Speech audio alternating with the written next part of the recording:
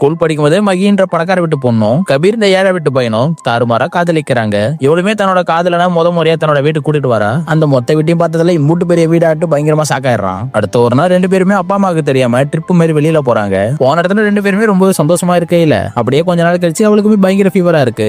ஜன்னவா இருக்கும் அவளுமே செக் பண்ணி பார்க்க அங்கதான் அவளுக்கு பயங்கரமான சாக்கு பிரெக்னன்ட் ஆயிட்டான்னு புரிய வருது. இந்த விஷயம் கபீர்கிட்ட சொல்ல அவன் குழந்தைய கலைச்சிடலாமே ஹாஸ்பிட்டலுக்கு கூட்டிட்டு போறான். ஆனா அந்த பொண்ணுமே என் குழந்தைய நான் கலைக்க மாட்டேன்னு பயந்து போய் வீட்டுக்கு ஓடி வந்துடுறா. அடுத்தபடியே தன்னோட அப்பா அம்மா கிட்டயே நான் பிரெக்னெண்டா இருக்கப்பா, இந்த குழந்தைய நான் வளர்க்க போறேன்னு சொல்ல அவங்க அப்பாவுமே என்ன காரியண்டி பண்ணிருக்க அப்படின்னு சொல்லிட்டு செம்மையா போட்டு அடிச்சுட்டு ஒழுங்கு மரியாதையே குழந்தைய கலைக்கிற வழியை பாருன்னு சொல்றாரு. ஆனா அந்த பொண்ணுமே நான் அந்த குழந்தைய பெத்தெடுக்க தான் போறேன்னு சொல்லிட்டு கபீர் கூட சேர்ந்து ஊரை விட்டு ஓடி வந்து ஒரு கிராமத்துல யாருக்கும் தெரியாம வாழ்ந்துட்டு இருக்காங்க. மகியுமே தன்னோட அப்பாவோட கார்டுல இருந்தா பணத்தை எடுத்து செலவு பண்ணிட்டு இருப்பா. பார்த்தா தன்னோட அப்பா அந்த கார்டையே பிளாக் பண்ணி விட்டுறாரு.